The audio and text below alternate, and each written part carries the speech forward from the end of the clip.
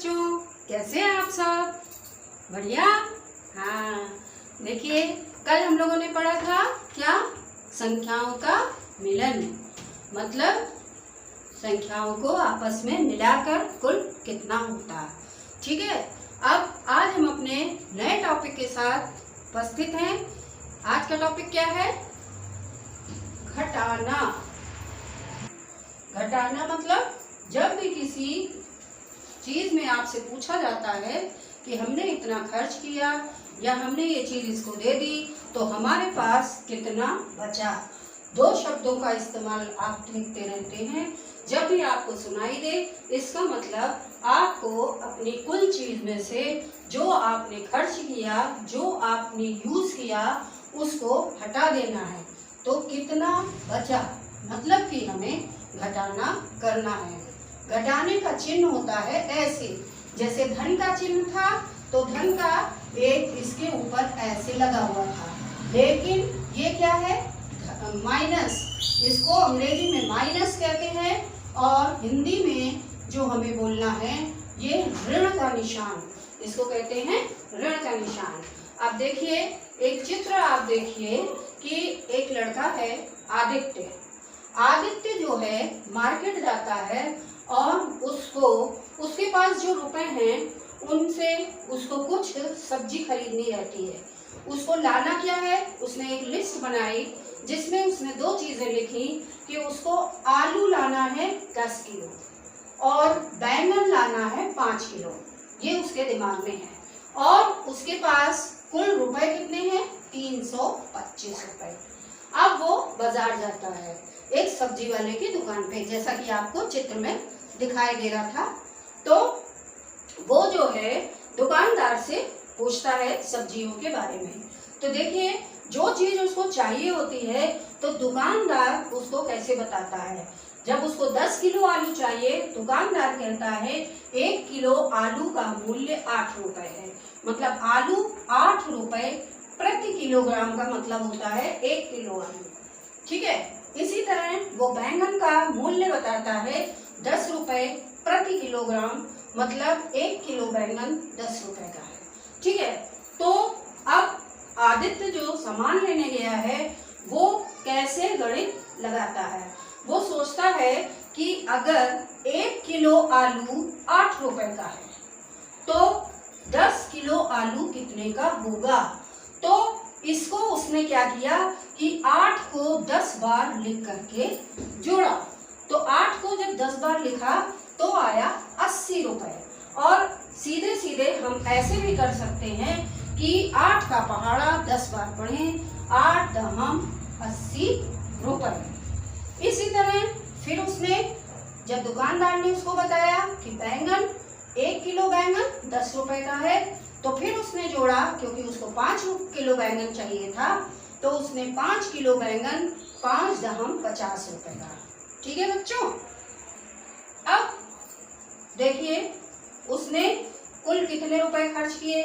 आलू के 80 रुपए, बैंगन के 50 रुपए, 130 रुपए। ये तो हम जोड़ देंगे जितने का उसने लिया है। अगर आपको हमारा जोड़ वाला वीडियो देखना है तो जो पिछला वीडियो था उसको आप देखें और उससे जोड़ समझें। उसके बाद अब देखिए कितने रुपए शेष बचे। तो उसके पास कुल कितने थे? 325 रुपए। 325 में उसने 130 रुपए दे दिए, तो अब उसके पास कितने रुपए बचे? तो देखिए जैसे हम जोड़ करते थे अब हम घटाना करेंगे, लेकिन जोड़ में हम क्या करते थे? हासिल आगे देते थे, घटाने में हम उधार लेते हैं। दोनों का डिफरेंस समझ लीजिए कि हासिल देते हैं, उधार घटाना में उधार लेते हैं। और ये चीज आप बिल्कुल अच्छे से याद रखिए कि 1 दहाई बराबर 10 इकाई होता है, 1 सैकड़ा बराबर 10 दहाई होता है और 1000 बराबर 10 सैकड़ा होता है। जब भी हम 1 दहाई से 1 दहाई हासिल लेते हैं तो दहाई से जब वो इकाई में जाएगा तो 10 हो जाएगा। इसी तरह जब हम सैकड़ा से लेंगे तो दहाई में जाएगा वो 10 हो जाएगा। इसी तरह जब हम 1000 से सैकड़ा को देंगे तो 1 जाएगा और सैकड़ा में जाके वो 10 हो जाएगा।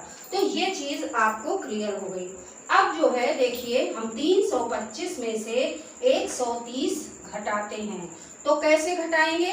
सबसे पहले देखिए ये तो 5 में से 0 जाएगा तो 0 ही बचेगा, मतलब आपके पास 5 रुपए और हमने कोई रुपए नहीं लिए तो आपके पास 5 बने हुए हैं। अब दूसरा जो है हम दहाई पर आते हैं, तो दहाई में देखिए कि हमेशा बड़े से छोटा घटा सकते हैं, लेकिन यहाँ पर क्या है, ऊपर छोटी संख्या है और नीचे बड़ी संख्या है, 2 जो है 3 से छोटा है। तो हम क्या करेंगे, इस दहाई को बड़ा करने के लिए हम सैकड़े से एक संख्या उधार ले लेंगे, और जब हम सैकड़े से उधार लेंगे तो देखिए जब ये एक सैकड़ा है वो 10 दहाई के बराबर है, जब ये सैकड़ा से दहाई में जाएगा तो यहाँ हो जाएगा 10, और जब ये 10 हो जाएगा तो 10 और 2 12 हो जाएगा। वही मैंने यहाँ लिखा है एक सैकड़ा बराबर 10 दहाई, तो 10 और 2 बराबर 12 दहाई। अब जो है यहाँ जब 12 हो गया, 12 में से हमको 3 घटाना है, 12 में से हमने 3 घटाया, 12 लाइन खींची, 3 लाइन काट दी, बचा 9। ठीक है, अब देखिए सैकड़ा में जब हमने यहाँ पर इसको 1 दे दिया था तो ये कितना बचा, यहाँ पर 2 बचा, तो 2 में से 1 घटाएंगे तो ये 1 सैकड़ा, यानी कितने रुपए बचे, 195 रुपए। ठीक है, अब देखिए इसको दूसरी तरह कि मेरे पास कितने रुपए थे, 3975 रुपए हैं और मुझे एक मोबाइल खरीदना है। मैंने वो मोबाइल कितने का खरीदा, 3874 रुपए का। ये पढ़ने वाला जो संख्याएं पढ़ने वाला है तो आप संख्याओं वाला वीडियो देखेंगे, उसमें जो है अच्छी तरह समझ में आ जाएगा कि इसे हम कैसे पढ़ते हैं, इकाई, दहाई, सैकड़ा, हजार, 10,000 जैसे भी। ठीक है, तो हमारे पास जितने रुपए थे और जितने रुपए का हमने मोबाइल खरीदा उसमें से हम उसको घटा देते हैं। जैसे देखिए ये 3975 रुपए और ये 3874 रुपए। अब जब हम इनको घटाएंगे तो सबसे पहले हम इकाई, दहाई, सैकड़ा, हजार लिखेंगे और फिर ये देखेंगे कि इकाई को इकाई से, दहाई को दहाई से ही घटाते हैं, और दूसरी चीज अगर ऊपर छोटी संख्या है तो हम बगल से उधार लेते हैं। लेकिन इस जगह देखिए हमें उधार नहीं लेना पड़ेगा।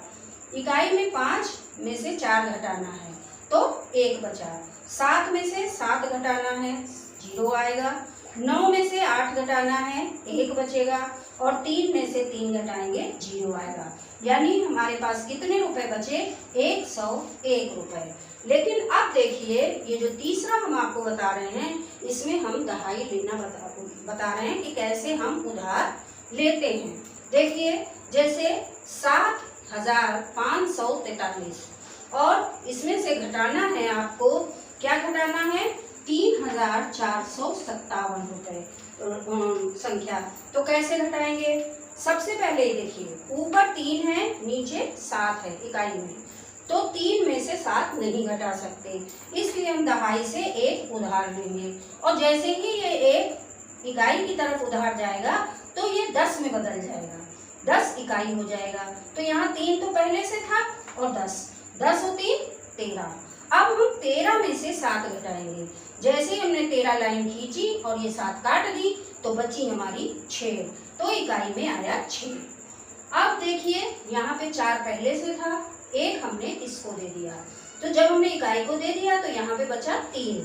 अब 3 में से 5 फिर नहीं घटा सकते क्योंकि 5 बड़ा है, तो हम सैकड़ा में से 1 फिर उधार लेंगे। अब हमने जब सैकड़ा में से 1 उधार लिया तो सैकड़ा में वो 1 था, लेकिन जब दहाई में आया तो वो 10 हो गया, 1 सैकड़ा बराबर 10 दहाई, तो ये फिर 10 और 3 13 हो गया, और फिर 13 में से 5 घटाएंगे तो ये 8 आया। इसी तरह अब सैकड़ा में यहाँ 5 था लेकिन हमने इसको दहाई को 1 दे दिया था, तो यहाँ सैकड़ा में बचा 4। अब देखिए यहाँ पे ऊपर भी 4 बचा और नीचे 4 है, तो 4 में से 4 घटाएंगे 0 आएगा। अब हजार की संख्या है, देखिए तो हजार में ऊपर 7 है नीचे 3 है, तो 7 में से 3 जब घटाएंगे, ये देखिए 7 लाइन खींची 3 काट दी तो यहाँ बचा 4, तो वो हम यहाँ पे 4 लिख लेंगे। तो ये चीज आप जो हमने किया है ये आपको अच्छी तरह समझ के अभ्यास करना है और फिर ये इसी जगह नहीं करना, ये आपको अपने मन में करना है। ठीक है, तो इस तरह मैं उम्मीद करती हूँ कि बच्चों अब आपको घटाना के सवाल बहुत अच्छी तरह आ गए होंगे। अब आप घर में क्रियात्मक रूप से भी कर सकते हैं।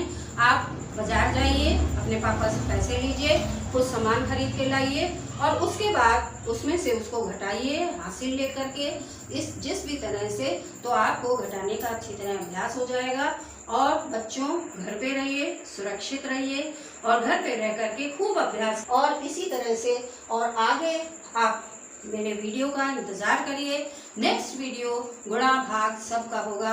और अगर आपको ये पसंद आया तो आप इसे लाइक करें, शेयर करें और मेरे चैनल पर अगर नए हैं तो please please please channel subscribe करें। जय हिंद।